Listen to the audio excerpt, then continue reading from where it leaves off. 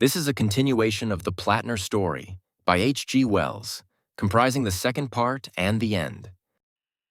Plattner's first thought after that was that he was dead. Having been brought up with thoroughly sound views in these matters, however, he was a little surprised to find his body still about him. His second conclusion was that he was not dead, but that the others were, that the explosion had destroyed the Sussexville Proprietary School and every soul in it except himself. But that, too, was scarcely satisfactory. He was thrown back upon astonished observation. Everything about him was extraordinarily dark.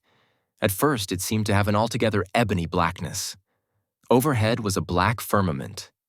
The only touch of light in the scene was a faint greenish glow at the edge of the sky in one direction, which threw into prominence a horizon of undulating black hills. This, I say, was his impression at first. As his eye grew accustomed to the darkness, he began to distinguish a faint quality of differentiating greenish color in the circumambient night. Against this background, the furniture and occupants of the classroom, it seems, stood out like phosphorescent specters, faint and impalpable. He extended his hand and thrust it without an effort through the wall of the room by the fireplace. He describes himself as making a strenuous effort to attract attention. He shouted to Lidget and tried to seize the boys as they went to and fro. He only desisted from these attempts when Mrs. Lidget, whom he, as an assistant master, naturally disliked, entered the room. He says the sensation of being in the world, and yet not a part of it, was an extraordinarily disagreeable one. He compared his feelings, not inaptly, to those of a cat watching a mouse through a window. Whenever he made a motion to communicate with the dim, familiar world about him, he found an invisible, incomprehensible barrier preventing intercourse. He then turned his attention to his solid environment. He found the medicine bottle still unbroken in his hand, with the remainder of the green powder therein. He put this in his pocket and began to feel about him. Apparently, he was sitting on a boulder of rock covered with a velvety moss. The dark country about him he was unable to see, the faint, misty picture of the schoolroom blotting it out. But he had a feeling, due perhaps to a cold wind, that he was near the crest of a hill, and that a steep valley fell away beneath his feet. The green glow along the edge of the sky seemed to be growing in extent and intensity. He stood up, rubbing his eyes. It would seem that he made a few steps, going steeply downhill, and then stumbled, nearly fell, and sat down again upon a jagged mass of rock to watch the dawn. He became aware that the world about him was absolutely silent. It was as still as it was dark, and though there was a cold wind blowing up the hill face, the rustle of grass, the soughing of the boughs that should have accompanied it, were absent. He could hear, therefore, if he could not see, that the hillside upon which he stood was rocky and desolate. The green grew brighter every moment, and as it did so, a faint, transparent blood red mingled with, but did not mitigate, the blackness of the sky overhead and the rocky desolations about him. Having regard to what follows, I am inclined to think that that redness may have been an optical effect due to contrast. Something black fluttered momentarily against the livid yellow-green of the lower sky, and then the thin and penetrating voice of a bell rose out of the black gulf below him. An oppressive expectation grew with the growing light. It is probable that an hour or more elapsed while he sat there, the strange green light growing brighter every moment and spreading slowly in flamboyant fingers upward towards the zenith. As it grew, the spectral vision of our world became relatively or absolutely fainter. Probably both, for the time must have been about that of our earthly sunset. So far as his vision of our world went, Plattner, by his few steps downhill, had passed through the floor of the classroom and was now, it seemed, sitting in mid-air in the larger schoolroom downstairs. He saw the boarders distinctly, but much more faintly than he had seen Lidget. They were preparing their evening tasks, and he noticed with interest that several were cheating with their Euclid writers by means of a crib, a compilation whose existence he had hitherto never suspected. As the time passed, they faded steadily as the light of the green dawn increased. Looking down into the valley, he saw that the light had crept far down its rocky sides. and that the profound blackness of the abyss was now broken by a minute green glow, like the light of a glowworm. And almost immediately, the limb of a huge heavenly body of blazing green rose over the basaltic undulations of the distant hills, and the monstrous hill masses about him came out gaunt and desolate, in green light and deep, ruddy black shadows. He became aware of a vast number of ball-shaped objects drifting as thistledown drifts over the high ground. There were none of these nearer to him than the opposite side of the gorge. The bell below twanged quicker and quicker, with something like impatient insistence, and several lights moved hither and thither. The boys at work at their desks were now almost imperceptibly faint. This extinction of our world, when the green sun of this other universe rose, is a curious point upon which Plattner insists. During the other-world night, it is difficult to move about, on account of the vividness with which the things of this world are visible. It becomes a riddle to explain why, if this is the case, we in this world catch no glimpse of the other world. It is due, perhaps, to the comparatively vivid illumination of this world of ours. Plattner describes the midday of the other world, at its brightest, as not being nearly so bright as this world at full moon, while its night is profoundly black. Consequently, the amount of light, even in an ordinary dark room, is sufficient to render the things of the other world invisible, on the same principle that faint phosphorescence is only visible in the profoundest darkness. I have tried, since he told me his story, to see something of the other world by sitting for a long space in a photographer's dark room at night. I have certainly seen indistinctly the form of greenish slopes and rocks, but only, I must admit, very indistinctly indeed. The reader may possibly be more successful. Plattner tells me that since his return he has dreamt and seen and recognized places in the other world, but this is probably due to his memory of these scenes. It seems quite possible that people with unusually keen eyesight may occasionally catch a glimpse of this strange other world about us. However, this is a digression. As the green sun rose, a long street of black buildings became perceptible, though only darkly and indistinctly in the gorge, and, after some hesitation, Plattner began to clamber down the precipitous descent towards them. The descent was long and exceedingly tedious, being so not only by the extraordinary steepness, but also by reason of the looseness of the boulders with which the whole face of the hill was strewn. The noise of his descent, now and then his heels struck fire from the rocks, seemed now the only sound in the universe, for the beating of the bell had ceased. As he drew nearer, he perceived that the various edifices had a singular resemblance to tombs and mausoleums and monuments, saving only that they were all uniformly black instead of being white, as most sepulchres are. And then he saw, crowding out of the largest building, very much as people disperse from church, a number of pallid, rounded, pale green figures. These dispersed in several directions about the broad street of the place, some going through side alleys and reappearing upon the steepness of the hill, others entering some of the small black buildings which lined the way. At the sight of these things drifting up towards him, Plattner stopped, staring. They were not walking, they were indeed limbless, and they had the appearance of human heads, beneath which a tadpole-like body swung. He was too astonished at their strangeness, too full, indeed, of strangeness, to be seriously alarmed by them. They drove towards him, in front of the chill wind that was blowing uphill, much as soap bubbles drive before a draught. And as he looked at the nearest of those approaching, he saw it was indeed a human head, albeit with singularly large eyes, and wearing such an expression of distress and anguish as he had never seen before upon mortal countenance. He was surprised to find that it did not turn to regard him, but seemed to be watching and following some unseen moving thing. For a moment he was puzzled, and then it occurred to him that this creature was watching with its enormous eyes something that was happening in the world he had just left. Nearer it came, and he was too astonished to cry out. It made a very faint fretting sound as it came close to him. Then it struck his face with a gentle pat. Its touch was very cold, and drove past him and upward towards the crest of the hill.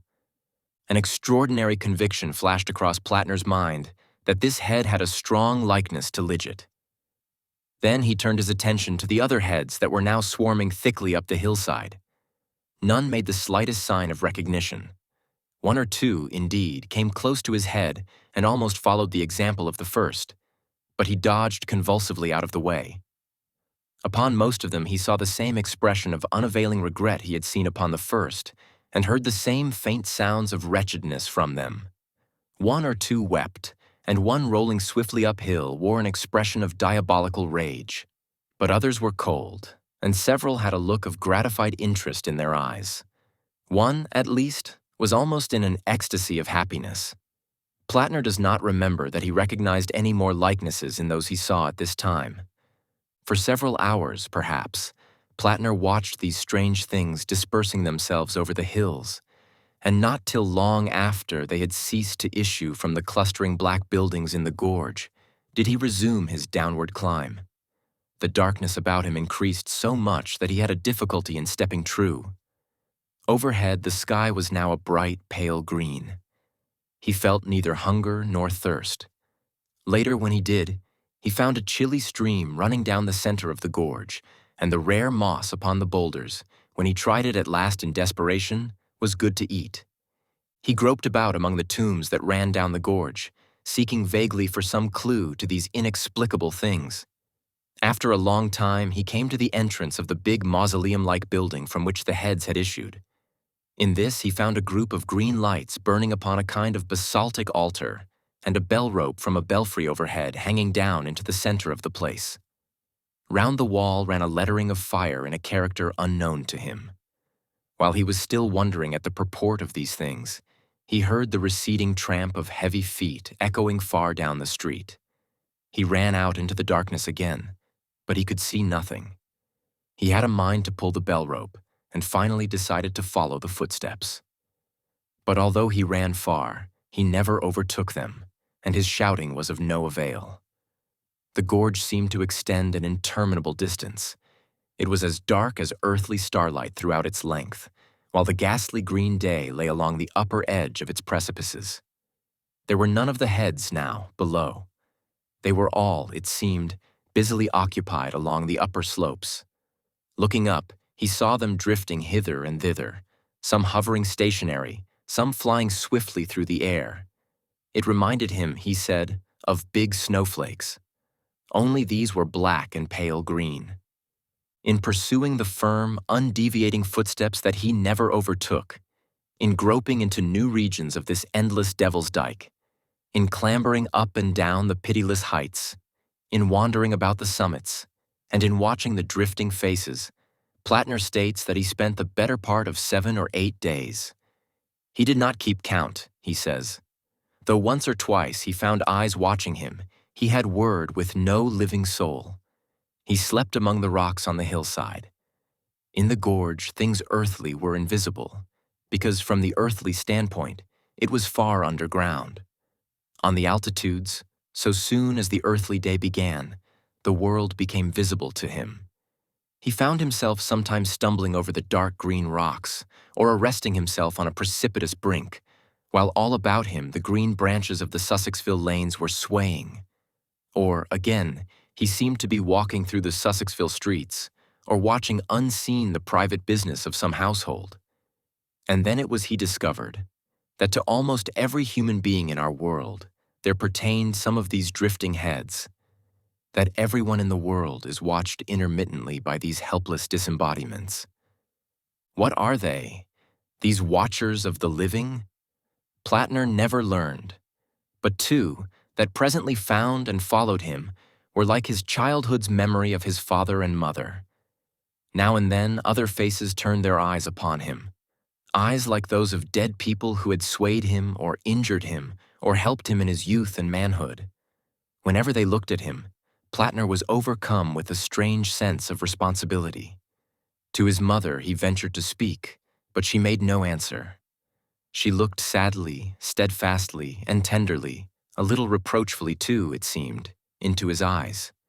He simply tells this story. He does not endeavor to explain. We are left to surmise who these watchers of the living may be, or if they are indeed the dead, why they should so closely and passionately watch a world they have left forever. It may be, indeed to my mind it seems just, that when our life has closed, when evil or good is no longer a choice for us, we may still have to witness the working out of the train of consequences we have laid. If human souls continue after death, then surely human interests continue after death. But that is merely my own guess at the meaning of the things seen. Plattner offers no interpretation, for none was given him. It is well the reader should understand this clearly. Day after day, with his head reeling, he wandered about this strange lit world outside the world, weary and towards the end, weak and hungry. By day, by our earthly day, that is, the ghostly vision of the old familiar scenery of Sussexville, all about him, irked and worried him. He could not see where to put his feet, and ever and again with a chilly touch one of these watching souls would come against his face, and after dark the multitude of these watchers about him and their intent distress confused his mind beyond describing. A great longing to return to the earthly life that was so near and yet so remote consumed him. The unearthliness of things about him produced a positively painful mental distress. He was worried beyond describing by his own particular followers. He would shout at them to desist from staring at him, scold at them, hurry away from them. They were always mute and intent. Run as he might over the uneven ground, they followed his destinies. On the 9th day, towards evening, Plattner heard the invisible footsteps approaching, far away down the gorge. He was then wandering over the broad crest of the same hill upon which he had fallen in his entry into this strange other world of his. He turned to hurry down into the gorge, feeling his way hastily, and was arrested by the sight of the thing that was happening in a room in a back street near the school. Both of the people in the room he knew by sight. The windows were open, the blinds up, and the setting sun shone clearly into it, so that it came out quite brightly at first, a vivid oblong of room lying like a magic lantern picture upon the black landscape in the livid green dawn. In addition to the sunlight, a candle had just been lit in the room. On the bed lay a lank man, his ghastly white face terrible upon the tumbled pillow. His clenched hands were raised above his head. A little table beside the bed carried a few medicine bottles, some toast and water, and an empty glass. Every now and then the lank man's lips fell apart to indicate a word he could not articulate. But the woman did not notice that he wanted anything, because she was busy turning out papers from an old-fashioned bureau in the opposite corner of the room. At first the picture was very vivid indeed, but as the green dawn behind it grew brighter and brighter, so it became fainter and more transparent. As the echoing footsteps paced nearer and nearer, those footsteps that sound so loud in that other world and come so silently in this, Plattner perceived about him a great multitude of dim faces gathering together out of the darkness and watching the two people in the room. Never before had he seen so many of the watchers of the living. A multitude had eyes only for the sufferer in the room. Another multitude, in infinite anguish, watched the woman as she hunted with greedy eyes for something she could not find. They crowded about Plattner. They came across his sight and buffeted his face. The noise of their unavailing regrets was all about him. He saw clearly only now and then. At other times, the picture quivered dimly through the veil of green reflections upon their movements. In the room, it must have been very still, and Plattner says the candle flame streamed up into a perfectly vertical line of smoke, but in his ears, each footfall and its echoes beat like a clap of thunder. And the faces. Two, more particularly near the woman's. One a woman's also, white and clear-featured, a face which might have once been cold and hard, but which was now softened by the touch of a wisdom strange to earth. The other might have been the woman's father. Both were evidently absorbed in the contemplation of some act of hateful meanness, so it seemed, which they could no longer guard against and prevent. Behind were others, teachers, it may be, who had taught ill, friends whose influence had failed. And over the man, too, a multitude, but none that seemed to be parents or teachers. faces that might once have been coarse, now purged to strength by sorrow. And in the forefront, one face, a girlish one, neither angry nor remorseful, but merely patient and weary, and, as it seemed to Plattner, waiting for relief. His powers of description fail him at the memory of this multitude of ghastly countenances. They gathered on the stroke of the bell. He saw them all in the space of a second. It would seem that he was so worked on by his excitement that, quite involuntarily, his restless fingers took the bottle of green powder out of his pocket and held it before him. But he does not remember that. Abruptly, the footsteps ceased. He waited for the next, and there was silence. And then suddenly, cutting through the unexpected stillness like a keen, thin blade, came the first stroke of the bell. At that, the multitudinous faces swayed to and fro, and a louder crying began all about him. The woman did not hear. She was burning something now in the candle flame. At the second stroke, everything grew dim, and a breath of wind, icy cold, blew through the host of watchers. They swirled about him like an eddy of dead leaves in the spring, and at the third stroke something was extended through them to the bed. You have heard of a beam of light. This was like a beam of darkness, and looking again at it, Plattner saw that it was a shadowy arm and hand. The green sun was now topping the black desolations of the horizon, and the vision of the room was very faint.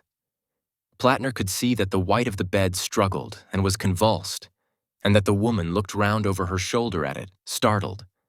The cloud of watchers lifted high like a puff of green dust before the wind and swept swiftly downward toward the temple in the gorge. Then suddenly Plattner understood the meaning of the shadowy black arm that stretched across his shoulder and clutched its prey. He did not dare turn his head to see the shadow behind the arm. With a violent effort and covering his eyes, he set himself to run, made perhaps 20 strides, then slipped on a boulder and fell. He fell forward on his hands, and the bottle smashed and exploded as he touched the ground. In another moment, he found himself, stunned and bleeding, sitting face to face with Lidget in the old walled garden behind the school. There, the story of Plattner's experiences ends. I have resisted, I believe successfully, the natural disposition of a writer of fiction to dress up incidents of this sort. I have told the thing as far as possible in the order in which Plattner told it to me. I have carefully avoided any attempt at style, effect, or construction. It would have been easy, for instance, to have worked the scene of the deathbed into a kind of plot in which Plattner might have been involved. But quite apart from the objectionableness of falsifying a most extraordinary true story, any such trite devices would spoil, to my mind, the peculiar effect of this dark world, with its livid green illumination and its drifting watchers of the living, which, unseen and unapproachable to us, is yet lying all about us. It remains to add that a death did actually occur in Vincent Terrace, just beyond the school garden, and, so far as can be proved, at the moment of Plattner's return. Deceased was a rate collector and insurance agent. His widow, who was much younger than himself, married last month a Mr. Whymper, a veterinary surgeon of all Beeding. As the portion of this story given here has in various forms circulated orally in Sussexville, she has consented to my use of her name, on condition that I make it distinctly known that she emphatically contradicts every detail of Plattner's account of her husband's last moments. She burnt no will, she says. Although Plattner never accused her of doing so, her husband made but one will, and that just after their marriage. Certainly from a man who had never seen it, Plattner's account of the furniture of the room was curiously accurate. One other thing, even at the risk of an irksome repetition, I must insist upon, lest I seem to favor the credulous superstitious view. Plattner's absence from the world for 9 days is, I think, proved. But that does not prove his story. It is quite conceivable that even outside space hallucinations may be possible. That at least the reader must bear distinctly in mind. The End. Best audiobooks for free hopes that you have enjoyed this production of The Plattner Story by H.G. Wells. Please subscribe to our channel on YouTube and Rumble, as your subscription is the support we need to create more great free content. Please look to our website at bestaudiobooksforfree.com for a complete list of our audiobooks.